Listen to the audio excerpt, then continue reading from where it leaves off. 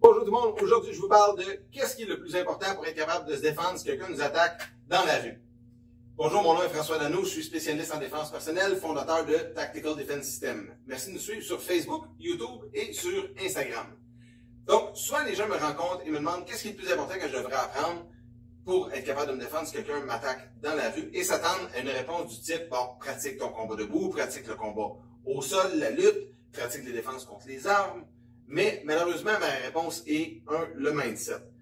Le mindset est la chose la plus importante. Il y a certaines personnes qui, en combat, face à un combat, face à une vraie altercation dans la rue, ont une certaine peur et c'est normal parce qu'un combat, c'est hyper violent. Donc, ils ne veulent pas, ils sont pas à l'aise avec ça. Il y a des personnes qui, en combat, vont recevoir un coup, ils vont vouloir tout de suite le remettre à leur adversaire. Ça va les fâcher, ils vont vouloir redonner ces coups-là. Tandis qu'il y a des personnes qui vont recevoir des coups, ils vont chercher plus à fermer, à protéger, à bloquer et à se protéger eux-mêmes. De quel type de personne êtes-vous? Est-ce que si quelqu'un vous crie après, quelqu'un est vraiment dans une vraie situation, vous crie après, fâche après vous, est-ce que vous vous renfermez ou est-ce que vous explosez? Un vrai combat, une vraie agression, c'est pas beau. Il n'y a rien de fun là-dedans, c'est super violent. Il faut quand même s'habituer à cette violence-là. C'est très, très dur pour une personne qui n'est pas habituée à cette violence-là de pouvoir gagner ce combat-là. Quelqu'un peut être très, très bon en salle, dans un environnement contrôlé, à faire du combat avec ses amis, puis arriver dans une situation réelle et puis figer complètement. Je vous donne 5 trucs pour être capable de vous habituer dans cette violence-là, pour être capable de réagir correctement dans une situation. Premièrement, apprenez à parler, prenez position dans les discussions avec les gens que vous êtes, apprenez à parler et commencez à vous affirmer dans les discussions. Ce que vous avez en dedans de vous, n'hésitez pas à le dire, n'hésitez pas à le sortir. Deuxièmement, commencez à combattre. Prenez des partenaires d'entraînement et combattez avec ces personnes-là pour venir plus à l'aise en combat.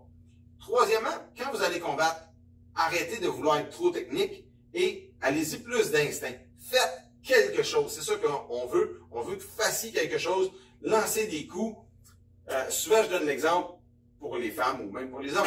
Imaginez que vous promenez allez dans une ruelle, allez à Montréal, allez dans une ruelle et prenez un chat de gouttière ou un chat qui traîne dans la rue. Pognez-le par la queue et essayez de tenir 30 secondes. C'est sûr que vous allez le lâcher. Il va se débattre, il va tout faire, il va bouger, il va vouloir se sauver, il va vous graffiner et il va vous mordre s'il faut parce que lui, il veut s'en aller. Donc, n'hésitez pas. Faites quelque chose, essayez d'être trop technique, d'avoir le mouvement parfait, débattez-vous, et puis vous allez donner de la misère à votre adversaire de cette façon-là. Donc, on y va plus d'instinct que d'y aller technique, on y va avec l'instinct, et tranquillement, on essaie de rentrer la technique pour avoir, au final, une bonne façon de se défendre.